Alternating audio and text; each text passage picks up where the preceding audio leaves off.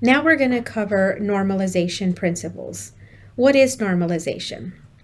At Rise Paradise, we believe that our residents with dementia have a value of unique, capable people who have the right to be treated with dignity and respect. Just because someone has memory problems does not mean that they're incapable of making any choices or decision, nor does it mean they should be deemed into their interactions, appearance, activities, or environment. Through a subconscious process called devaluation, elderly people with dementia can be unintentionally harmed unless we raise unconscious thought to conscious thought that we're always vigilant to the root out process that can devalue our residents. The purpose of this normalization training section is to ensure through training that our residents are always receive the best care possible. What is the concept of devaluation? Our society ascribes value to individuals that display certain characteristics. Having nice possessions and behave normally has certain physical characteristics. Let me elaborate a little bit more. Normally, when we admit a resident and we know they come from some kind of power or maybe they're a celebrity, we tend to treat them a little bit different than you would a person who is not at that high caliber. Therefore, the minute they come into the community, we're immediately singling them out. Keep in mind that anybody that has memory loss is still an individual. Just because somebody was given a diagnosis of cognitive impairment does not mean that you need to treat them any differently.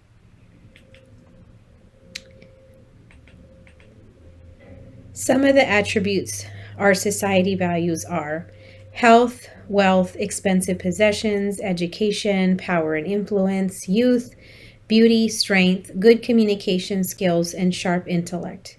If the above attributes are not immediately evident in individuals with whom we associate and provide care, even if they exist, their subconscious process begins to devaluate. So, in other words, if you know immediately that somebody is a celebrity or somebody had a high authority or they're super wealthy, you're going to treat them different than another resident coming in that was just your normal person living in our society. Again, nobody should be treated any differently from anybody else. Just because somebody has expensive items and another person does not mean that we treat them any differently. Why is devaluation important? Historically, 3 things happen to devaluate people. Devalued people will be badly treated. Devalued people are likely to be rejected and treated in ways that diminish their dignity, adjustment, growth, competence, health, wealth, lifespan, etc. An example of this is you walk into a very high-end store and you don't look like you have anything. But in fact, you do. You're there because you want to purchase something and you could afford to purchase it. But on the other hand, you have another person who just pulled up in a Rolls Royce. Who do you think is going to get the treatment or the service faster? It's probably going to be that individual who drove up in a Rolls Royce. That is immediately going to make you upset.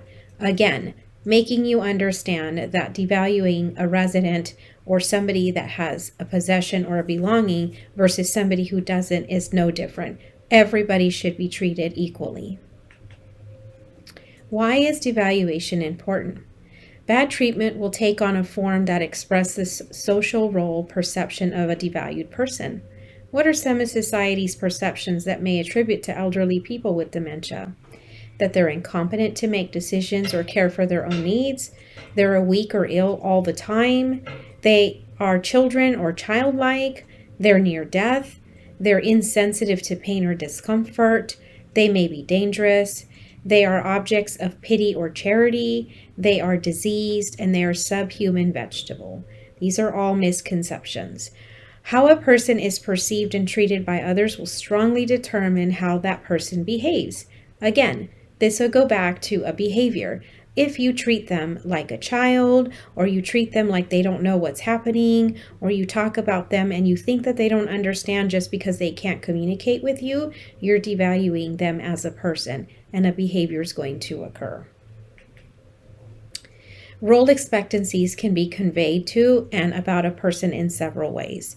the physical environment, the activities that are offered, provided to or demanded by the person, the language that's used about the person, and miscellaneous and other imagery or symbolism.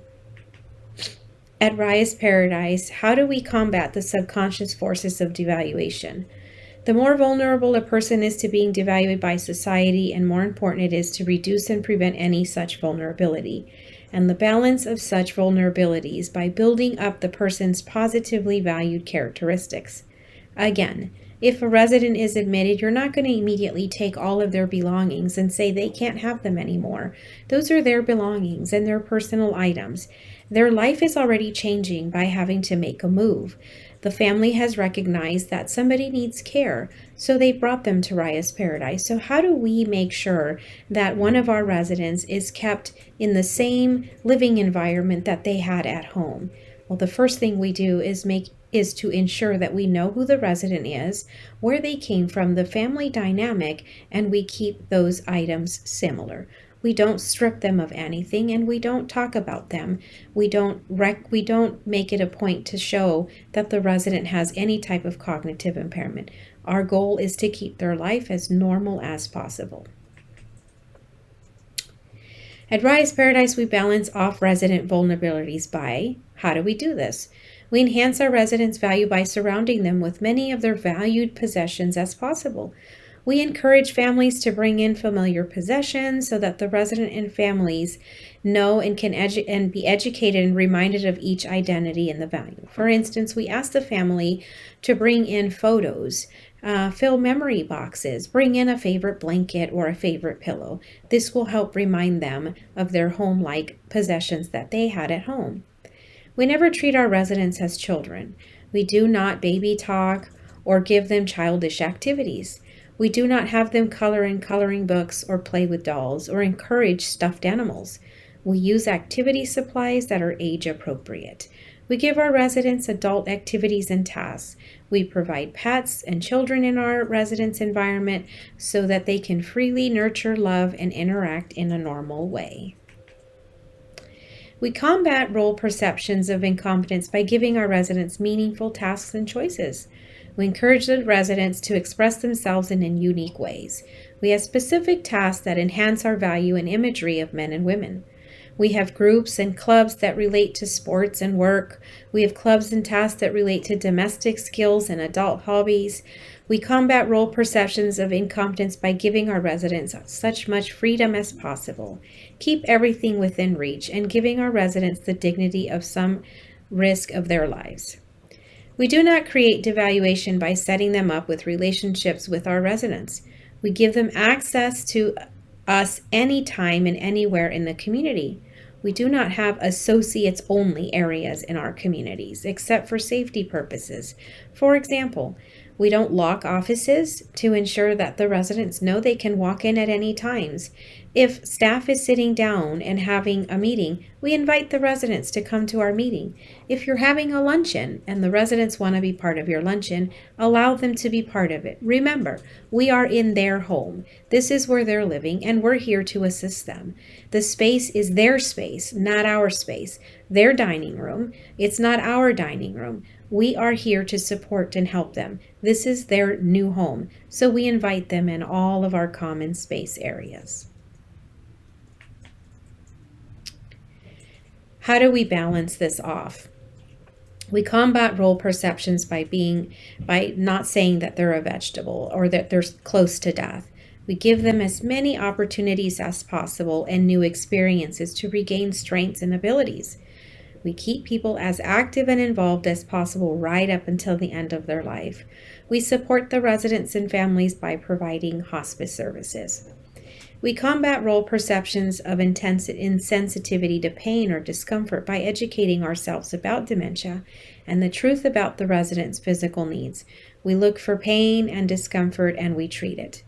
We don't let our residents be perceived as an object or pity of charity.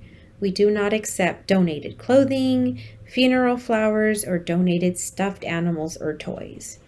We combat the role of perceptions of our residents being somehow diseased by having a full-time nurse to monitor their health and keep them well.